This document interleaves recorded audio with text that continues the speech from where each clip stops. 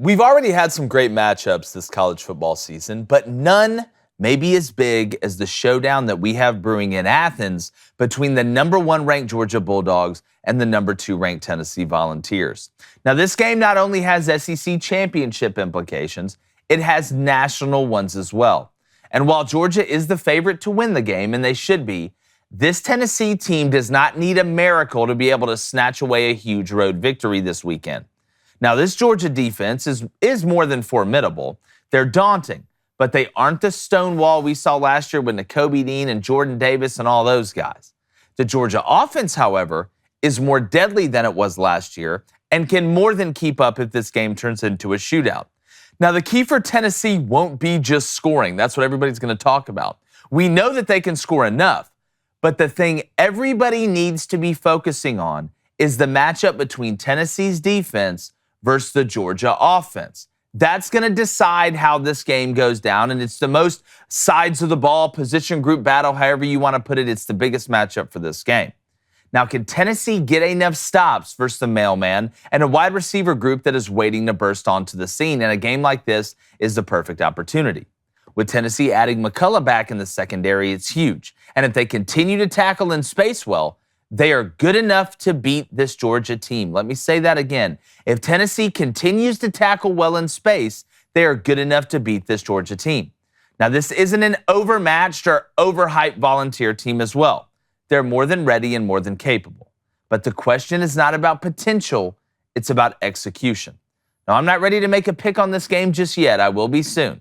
But after watching the tape, this game is as close as I have seen in a long time when it comes down to roster talent, ability, and execution between Tennessee and Georgia. And it should be a hell of a matchup. When we look at this game, and we're going to be breaking this game down all week, again, the talk is going to be about the Tennessee offense versus the Georgia defense. But typically, just like anything, when that's the talk, it's something else that's going to decide the game. If I'm Tennessee, this game is coming down to 2 things: stops and red zone appearances that end in a field goal or a touchdown. I don't think Tennessee is going to score over 50 points in this game. They're averaging a little bit over 50 right now. To me, this seems like a game where Tennessee scores 38 points max. I really feel like it's in between 38 and 35. I think Tennessee can get over that 30 mark. I think they're good enough with Cedric Tillman coming back to add in with Brew McCoy and what we've seen with this offensive line, which I think can hold up. But if Tennessee is able to score touchdowns in the red zone and not just settle for field goals, I really believe, Cone, this is a field goal game. You think so? Either way. I feel it's a field goal game either way. Everybody's going to be talking about the Tennessee offensive matchup. Hendon Hooker versus Georgia defense. That's what we're going to be hearing about. All right? But it's going to come down to Stetson Bennett versus Tennessee defense. And at the end of the day, when you look at the talent level, I still think Georgia has a better roster. But Tennessee has done a pretty good job in the Pitt game. They weren't great against the run early. I know that was earlier in the year. But they're tackling in space better. Very confidence-building win defensively. I know it's Kentucky, but only holding them to 6 points with Will Levis. If the Tennessee defense can get enough stops, which I think they can, this game is going to come down to somebody making a field goal. Okay, so I agree with you on the field goal spread there. I'm not surprised that Georgia is favored at home, defending national champions, but +8 right now. Yeah. Blaine, I think you saw the line when it opened was +9. I believe when this line opened, it was +11.5. It was +11.5 Tennessee. +11 or 11.5. That is wild to me, even with the Bulldogs being at home. Here's what 6.5 would make sense to me. I could get behind just the hook under a touchdown. I think more like 3.5, like you're saying, would be a good line for this. Here's one thing I am interested, though. Georgia came out hot, right? 49-3 over Oregon, and we've seen Oregon get better every single week. Clearly a very good football team. Bo Nix is playing his best football. I have a hard time believing Georgia would beat Oregon 49-3 this weekend, even though I think Georgia would still win the football game. Yeah. But since then, they haven't played a ranked opponent, okay? Samford, South Carolina, Kent State, Missouri, Auburn, Vanderbilt, and then Florida this past weekend. They beat Florida by 22 in a rivalry game. That's impressive. Florida did work their way back to get it within 8, though, okay? On the flip side of that, Tennessee's schedule, and we said this from the beginning of the year as Tennessee started to reel off these wins. Whoever put this Tennessee schedule together, it was very smart in terms of Pitt on the road early. Not a great football team, but a tough team to beat, especially on the road early in the season. A good win, right? In overtime, a good win. Then you get Florida at home, and when you're scheduling these, you don't know if Florida could be great this season, right? You don't know, but you get Florida at home. They were able to win that game. on the road in Baton Rouge, blew out LSU. They have a win over Kentucky now.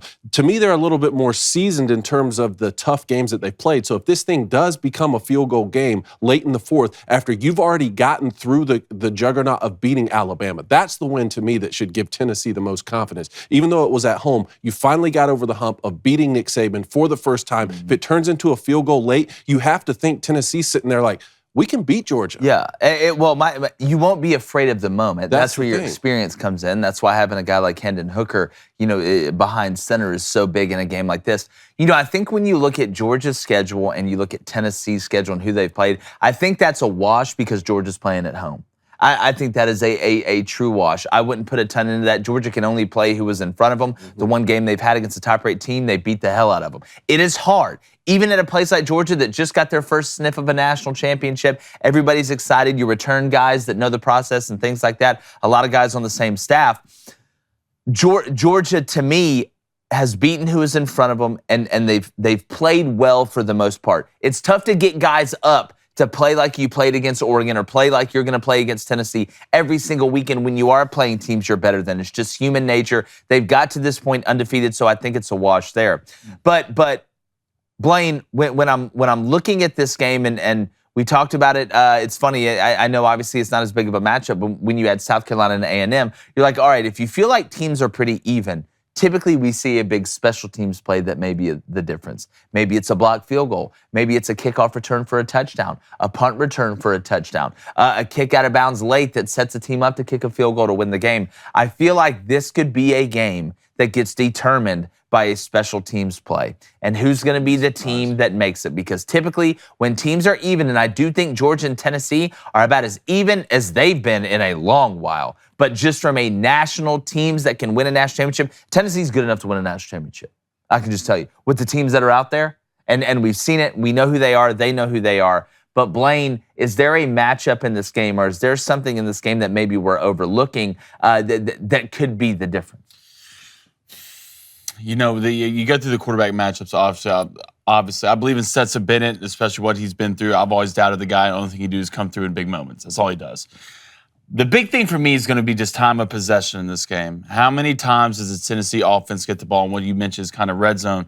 If I'm Georgia, I'm doing what? I'm slowing this football down, and I'm muddying this game as much as possible. There is one guy. You go back to last year. Now, obviously, this isn't the same Tennessee team, but Kirby Smart knows how to somewhat scheme against this team. Yeah. And Kirby, and if anybody knows how to do it, there's two people. That's Nick and Kirby.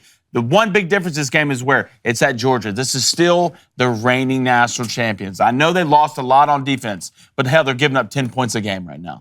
Pretty good. This will be the best defense that Tennessee's seen all year. All year. And this game's not at home.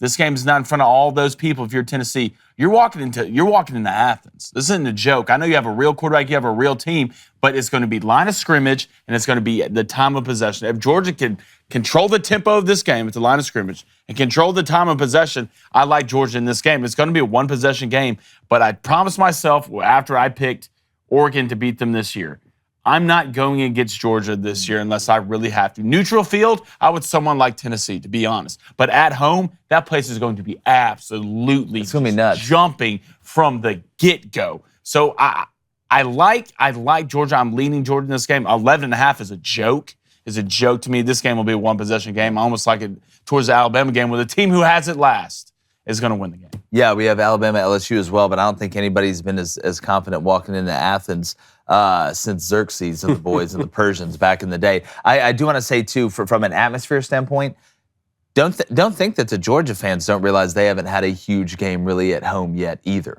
That place is going to be like Blaine. It is going to be an absolute pressure cooker. It's going to that and LSU at night. We've got this game going on, and we've got LSU taking on Bama at night. You want to talk about two atmospheres in the college game where it doesn't get much better? That's where it's at with those two. On the time of possession thing, I would bet big money Georgia wins the time of possession. For sure. Right? I think Tennessee could win the football game with not winning the time of possession just because they score so quickly a lot of times. Now, this past weekend against Kentucky, they did have a 15-play drive that chewed up 4 minutes a clock, and they had another 10-play drive chewed up 3.5 minutes a clock. So that's, if you're a Tennessee fan, that's fun to see, that you can actually control the football, not just score on the first play every time. But I think Georgia will win the time of possession.